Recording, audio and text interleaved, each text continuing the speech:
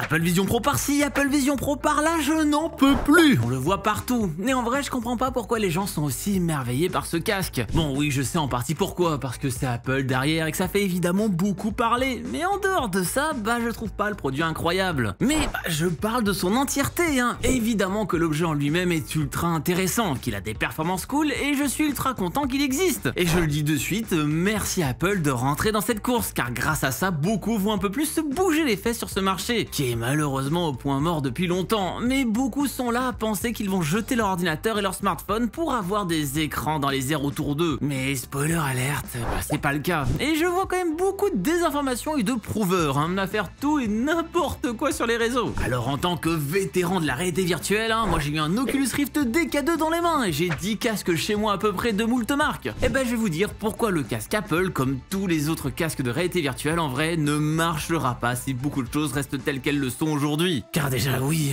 désolé de vous le dire, mais le casque Apple n'est pas un casque de réalité augmentée, il est exactement comme les autres. Bref, on va débunker tout ça. Salut, c'est Léo de la chaîne Techmaker et aujourd'hui on va parler du futur. Est-ce que vous avez hâte de vous balader partout avec votre casque comme ça dans la rue ou chez vous et de pouvoir tout voir dans les airs, genre vos documents PDF, trop stylé non? Surtout avec UPDF qui sponsorise cette vidéo. Bon, ce logiciel n'est pas encore dispo sur l'Apple Vision Pro, comme beaucoup d'autres j'ai envie de dire, mais il est sur PC, Mac, iPad, iPhone et Android, et il y a plus de chances que vous possédez l'un de ceux-là. UPDF est un éditeur PDF alimenté par l'intelligence artificielle pour visualiser, annoter, modifier, convertir, signer, protéger, organiser, traduire et même résumer des PDF. Et oui, tout ça, on est toujours là à galérer avec ce type de fichier, mais grâce à UPDF, tout devient bien plus simple, comme par exemple l'ajout d'un filigrane sur un document ou encore la possibilité de modifier un fichier scanné, et ça grâce à la reconnaissance optique de caractères. Et évidemment, l'IA permet de faire de nouvelles choses, comme de traduire vos fichiers PDF, voire carrément de les résumer pour ainsi avoir une synthèse de ces derniers. Super pratique si vous faites vos révisions à la dernière minute, pour ainsi avoir un bon résumé du document de 90 pages de votre professeur. Avec le lien en description, profitez d'une remise exclusive de 61% sur UPDF, que ce soit pour sa version pro ou encore les ajouts de fonctionnalités en intelligence artificielle. En plus, avec une seule licence, vous pouvez profiter de tous vos appareils, et ça quel que soit leur système d'exploitation. Et on aurait aimé avoir une promotion similaire sur le casque d'Apple, car je vous rappelle le prix, 3499 $. Aïe, et ça sans les taxes, faut pas oublier que dans le pays du burger, tout est affiché hors taxe, donc faut facilement rajouter un petit pourcentage en plus suivant l'état dans lequel vous vous trouvez. Bon, j'ai hésité à l'acheter pour cette vidéo quand même, mais franchement, faire l'aller-retour à New York pour juste acheter ça, je trouve ça un peu abusé en termes d'empreinte carbone. Surtout que, bon, Apple a quand même fait tout un sketch sur rendre à Mère Nature ce qu'on lui doit. J'espère qu'on comptera dans l'empreinte carbone d'Apple tous les allers-retours aux États-Unis pour l'achat de son casque, ce serait le minimum. Ouais, faut se rappeler que l'Europe, c'est seulement 7% de part de marché d'Apple, et c'est pour ça qu'ils s'en fichent un peu de nous, d'où le fait que le casque n'est pas sorti ici en premier lieu. Et ils nous le font bien comprendre avec le DM1 qu'ils aiment pas l'Europe, si vous avez vu ma dernière vidéo. Et ne vous dites pas que ça ne sert à rien de regarder cette vidéo en ce moment même juste parce que j'ai pas pu avoir la bête entre les mains. Au contraire, je ne vais clairement pas être de mauvaise foi sur cette vidéo, car il y a des trucs que je trouve incroyables avec le produit Apple, mais d'autres un peu moins. Et honnêtement, je pense être moins de mauvaise foi que beaucoup qui ont justement pu produire du contenu là-dessus avec le produit dans les mains ces quelques semaines dernières. Car on sait bien comment ça marche, les élus qui l'ont reçu de la part d'Apple ne peuvent pas en dire trop de mal, sous peine de ne plus être réinvités à Cupertino pour avoir en avance les prochains produits, et donc de ne plus faire les millions de vues en avance sur les autres, car Dieu Apple les a choisis. Je vous invite à aller revoir ma vidéo sur pourquoi les youtubeurs sont si gentils avec Apple, mais on se rend compte que beaucoup sont là à arrondir les angles. Et une phrase que j'ai pas arrêté d'entendre sur énormément de tests, c'est « Oh,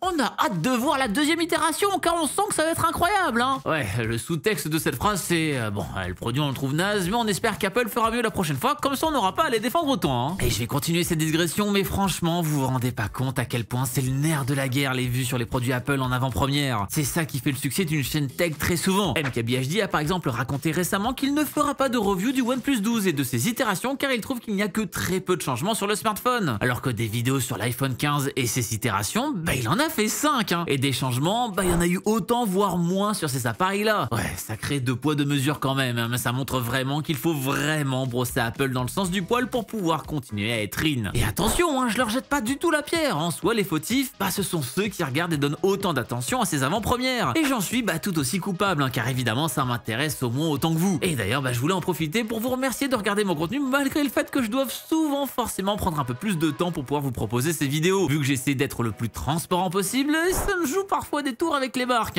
car oui, toute cette mafia des vues est présente aux États-Unis, mais alors en France, c'est sacrément en pire. Hein. Ça fait longtemps que j'ai plus rien reçu en avant-première hein, qui pouvait m'intéresser à analyser. Et j'ai malheureusement pas la force de frappe nécessaire pour m'imposer malgré mon avis plus critique. Alors si vous aimeriez en voir un peu plus, bah là je vous invite clairement à vous abonner si ce n'est pas encore fait. Car en fait c'est ça mon plus grand levier pour ce genre de choses. Et le pouce bleu ainsi que le partage de cette vidéo peuvent tout autant aider. Merci à vous pour ça parce que franchement c'est extrêmement important pour YouTube Tech. Pour autant je pense quand même être totalement légitime pour vous donner mon avis sur ce casque sans même l'avoir testé. Parce que je suis un sacré enthousiaste VR. J'ai pu avoir un DK2, un Oculus Rift CV1, un Oculus Rift S, un MetaQuest, un MetaQuest 2, un MetaQuest Pro, un MetaQuest 3, un Valve Index ainsi qu'un Valve Cosmos. Et mon compte en banque s'en rappelle. Hein. J'ai pu les expérimenter pendant très longtemps, que ce soit pour du jeu vidéo avec Beat Saber où j'ai quand même été top 50 FR à une époque, hein, j'ai envie de le rappeler comme ça, et de la bureautique car j'ai essayé de taffer en extérieur avec, ou même sur des domaines bien plus sombres sans mauvais jeu de mots. Hein. Et bien sûr qu'on va en parler ici, hein, car avec la mafia Apple, personne ne l'a évoqué pour pas se faire blacklister par Cupertino, mais moi je m'en fiche. Et surtout, je pense premier degré que ce marché alternatif, eh bien il risque de créer un engouement de fou furieux sur ce produit. Hein. Bref, cet aparté terminé, c'était quoi les promesses du casque alors? Eh bien d'être le futur de ce genre de produit. Et à aucun moment ce dernier n'a été appelé un casque de réalité virtuelle pendant sa présentation, alors que franchement c'est similaire à ça, mais plutôt un casque de spatial computing, avec cette possibilité de s'immerger complètement dans un monde virtuel ou alors de voir le monde réel de nos propres yeux, avec comme petit bonus le fait que les gens qui vous entourent voient que vous les voyez grâce à l'affichage de vos yeux sur un écran devant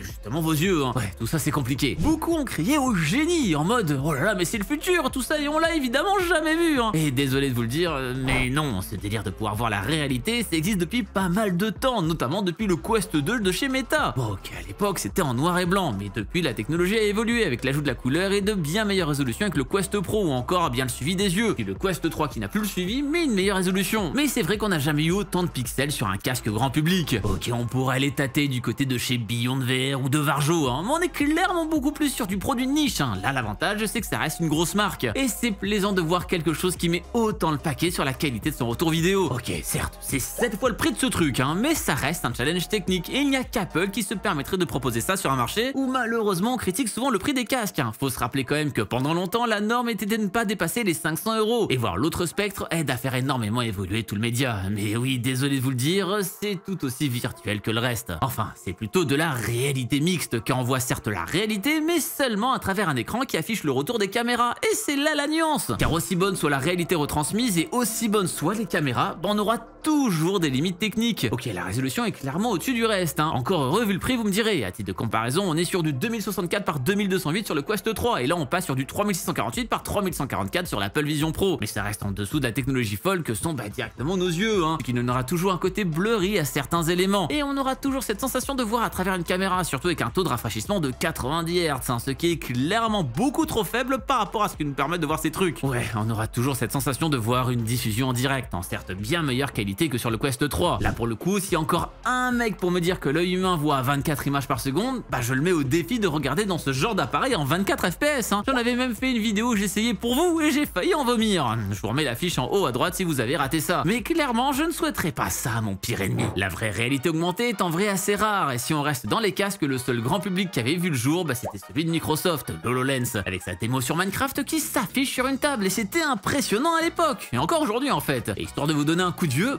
tout ça c'était en 2015, soit il y a presque 10 ans. Et ça a été un flop, car une fois le côté waouh passé, les gens ne s'y sont pas intéressés plus que ça. Ok, il y a eu un peu de vente dans le côté pro, hein, par exemple au niveau de l'armée où ils ont vendu pas mal de techno, mais c'est tout. Et pourtant il y avait déjà plein de trucs de spatial computing à l'époque. Et malheureusement je trouve que l'histoire se répète énormément. Car oui, des retours des premiers tests du casque de chez Apple, les gens disent que c'est game changer, que c'est the next step, bref plein de trucs pour dire que c'est le futur. Et exactement comme on le voyait sur l'Oculus Rift, exactement comme on le voyait sur l'HoloLens, et exactement comme on le voyait sur les Google Glass.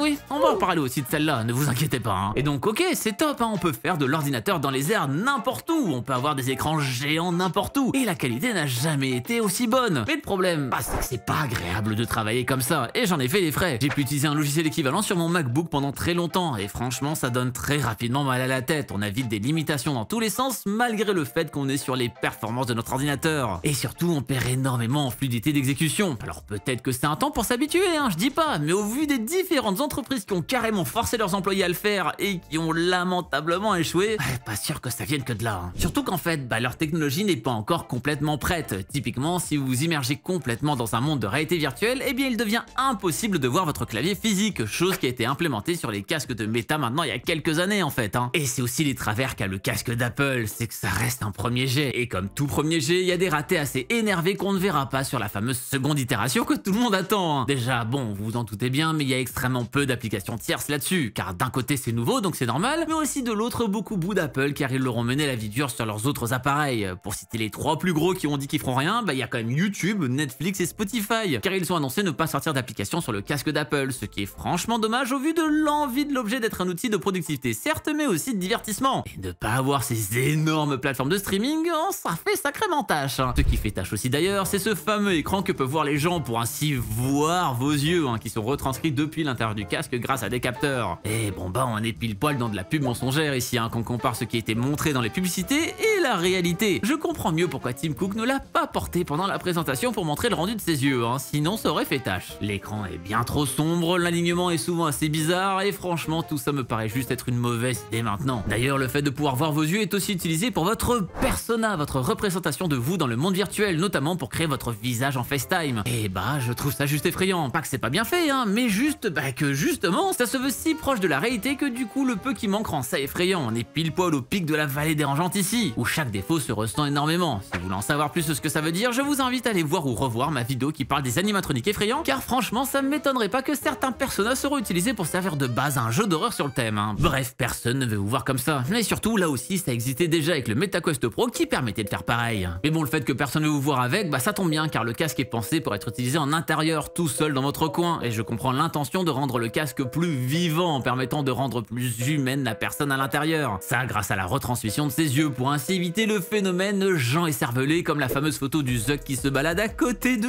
tous les journalistes qui sont en train de porter un casque. Mais le rendu n'est clairement pas fameux au vu des retours et surtout ça crée quand même plein de défauts supplémentaires pour pas grand chose. Car toute cette technologie au bout de nos yeux ça pèse un peu son poids. Il y a les lentilles à gérer, tout le système mais aussi l'écran extérieur et donc le casque est lourd, très lourd, 650 grammes contre 500 pour le Quest 3. Et alors ça paraît pas si différent d'accord, mais le problème c'est que tout est bien plus épais. Le poids est donc beaucoup plus déporté vers l'avant sur celui d'Apple, ce qui crée clairement plus d'inconfort. Et beaucoup se sont plaints du poids élevé du casque sur des sessions de 30 minutes. Alors je l'ai pas porté donc je pourrais pas vous donner mon ressenti, mais c'est clair que c'est pas très bien pensé à ce niveau pour contrebalancer le poids qui est à l'avant, car même la batterie qui aurait pu faire contrepoids à l'arrière n'est pas sur le casque, mais plutôt dans votre poche ou au bout d'un câble, ce qui est dommage car on voit quand même beaucoup de systèmes avec une batterie à l'arrière chez la concurrence maintenant, notamment avec la Sangle Elite sur le MetaQuest 3 ou encore des alternatives comme celle de BoboVR que j'utilise et qui permet même d'avoir une batterie hot swappable comme ça, paf, on la met juste ici et là on peut faire un roulement en 1 seconde et donc avoir plein de batteries et ne jamais enlever le casque. Et bon ce casque j'ai beau ne pas l'avoir, je sais qu'avoir un câble de branchement de manière permanente à son casque, ça crée clairement de la confort. Pour utiliser assez souvent un Quest 3 ainsi qu'un Valve Index, le câble du second m'arrive quand même souvent dans les pattes et clairement c'est pénible. La batterie dure 2 à 3 heures, mais bon ça va en vrai vu que comme j'ai dit plus tôt c'est surtout vendu comme un casque d'intérieur, c'est pas forcément un problème parce qu'on pourra rester branché à une prise sans souci. Clairement le côté portable est plus gimmick qu'autre chose à mon sens, surtout avec une batterie aussi limitée. Mais bon, fallait bien qu'il soit portable pour qu'on voit plein de flexeurs dans tous les sens.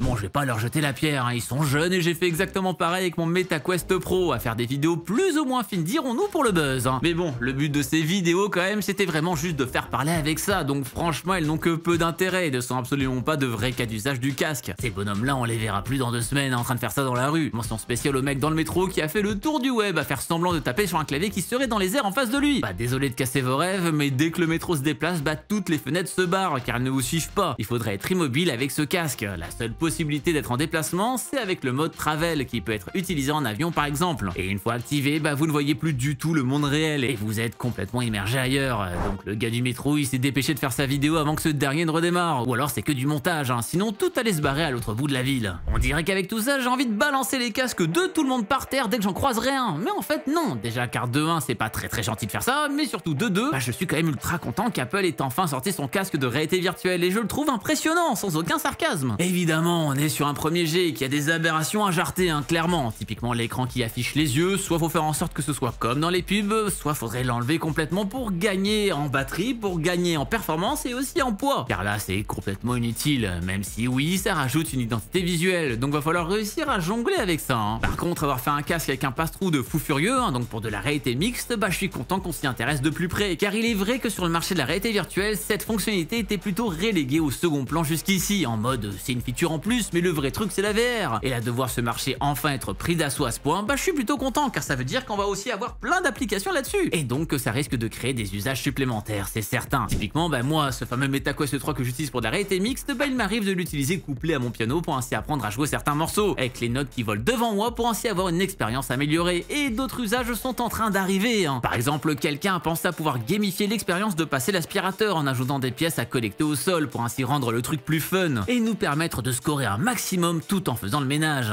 Moi je le répète ici, hein, mais le jour où on aura des stats affichées dans le coin de notre œil H24, genre les calories ingérées, les protéines, le nombre de pas faits, le temps de repos, d'exercice, etc., je serai le plus heureux des hommes. Certains trouveront peut-être ça anxiogène, mais clairement, si on peut rajouter un côté gaming à toute la vie, et genre limite d'avoir une fiche descriptive des buffs et des buffs que nous donnera le sandwich jambon beurre qu'on trouvera à la Micaline, genre les bons et mauvais apports ou encore le prix, bah je trouverais ça trop cool, hein. Mais là on vivra vraiment dans une saucisse. Hein. Et tout ça risque d'être poussé de plus en plus vite avec autant d'acteurs qui s'y intéressent, et même les existants se bougent un peu plus les fesses, alors c'était un peu mort quand même ces derniers temps. Hein. Comme Meta qui vient de mettre en place l'audio spatial sur ses appareils pour devancer Apple sur l'Apple Vision Pro. Donc encore une fois, une bonne preuve que le consommateur y gagne à la fin quand il y a plus de concurrence. Mais bon, malgré tout ça, la pub immense que fait Apple sur ce produit pour ce marché, bah ça floppera quand même, car il n'y a rien qui fera utiliser ce casque à la longue. On est sur une vraie démo technique ici, en tout cas sur cette V1. Et derrière, le casque prendra la poussière. Rien n'est réellement révolutionnaire et tout a été vu depuis des années. Ce qui avait propulsé la VR ces derniers temps, c'est pas les casques qui sont devenus de plus en plus performants, mais ce sont les softwares proposés. Beat Saber a sauvé la réalité virtuelle à ses débuts. Half-Life Alyx a donné une carrière au casque de Valve. C'est toujours ça le problème, ça manque de nouvelles expériences. Et l'autre gros point noir, c'est qu'il y a un marché qui lui cartonne, hein, mais alors bonne chance pour le mettre en avant sur les conférences grand public. Hein. Et ça, aucun des partenaires Apple vous en a parlé, alors que moi je mettrai ma main à couper qu'ils l'ont tous tenté, les sites de pétanque. Et alors là, il y en a plein de spécialisés, ça cartonne avec des abonnements coûtant parfois plusieurs centaines de dollars. Et ce qui est fou, c'est déjà que eux, contrairement à beaucoup, bah, ils indiquent qu'ils sont compatibles avec l'Apple Vision Pro, donc ils sont à la page. Mais surtout, ils produisent du contenu de superbe résolution, avec souvent de la 7K trouvable sur ces appareils, un truc ultra rare quand même. Alors bien sûr, je fais ces recherches-là sur tous mes casques depuis très longtemps,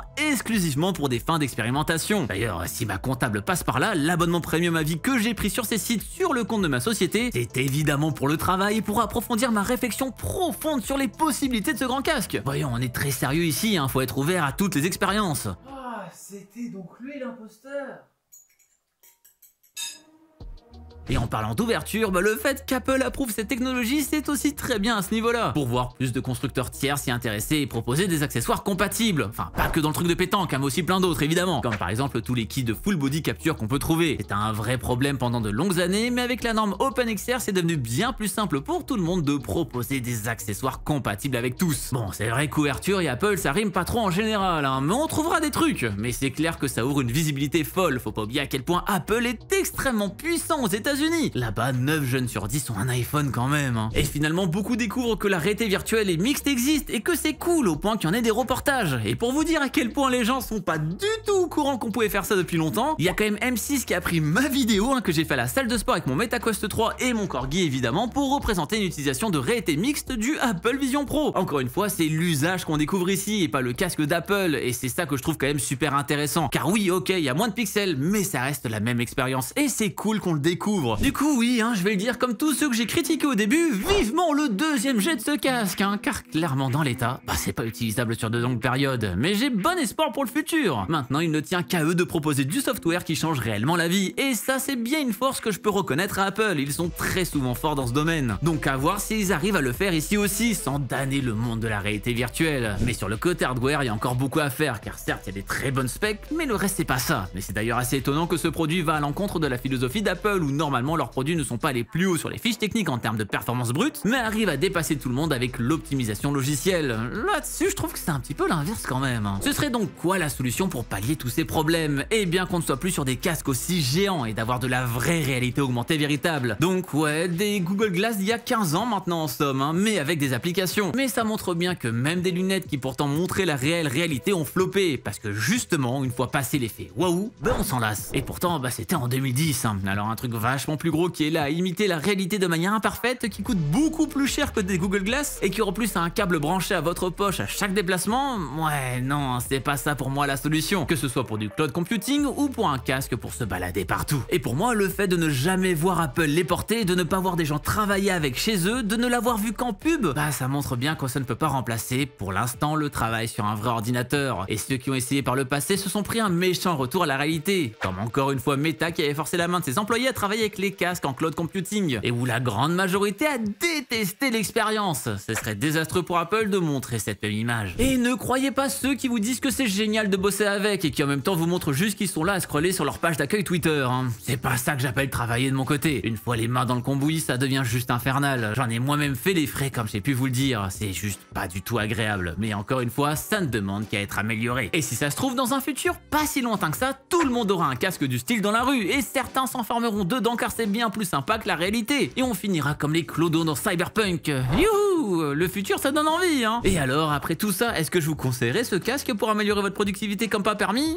Bah, avec tout ce qu'on a vu, pas du tout, hein. Mais en vrai, je vous en conseillerais aucun autre non plus, car on est vraiment trop à l'ère du gimmick aujourd'hui. La perte de confort est beaucoup trop forte pour que ce soit bénéfique de bosser avec sur du long terme. Et ok, il y a un petit effet sympa, mais qui s'estompe extrêmement rapidement. Je sais que beaucoup de testeurs qui sont là à dire que c'est le futur, le rangement au placard d'ici 2 semaines grand maximum. Et je n'ai pas envie que vous vous saigniez pour faire la même vous aussi. Au pire, vous irez le tester dans un App Store une fois que ça sera en France, hein, ça fera la même chose. Mais moi, est-ce que je l'achèterai une fois en France? Bah, je pense que oui, déjà que bah, c'est le but de ma chaîne quand même, hein, de vous présenter des produits tech et au moins, bah, je pourrais vous faire vraiment un vrai comparatif avec tout ce que j'ai. Et puis maintenant, je vous rappelle que j'ai un abonnement rentabilisé, hein. Mais j'avoue que l'aller-retour à New York juste pour ça, ça fait cher la Fap Machine. Bref, content que ça existe en tout cas, car ça va faire un sacré coup de fouet à la concurrence. Et moi, j'adore ça, car plus il y a de concurrence, plus c'est le client final qui va avoir un produit sympa, que ce soit en termes d'innovation et en termes de prix. Et c'est étonnant qu'Apple arrive sur un marché concurrentiel quand ils font tout pour n'avoir aucune concurrence possible, comme c'est le cas actuellement en Europe avec l'arrivée du DMA qui font qu'ils vont saboter leur propre App Store en France. Si vous ne savez pas de quoi je parle, je vous invite à aller voir ma dernière vidéo sur le sujet qui apparaît juste là, car à partir de mars 2024, tout changera sur iPhone. Et ça risque d'être pimenté, hein. Et d'ici la prochaine fois qu'on se voit, eh bien n'arrêtez jamais d'apprendre. Salut!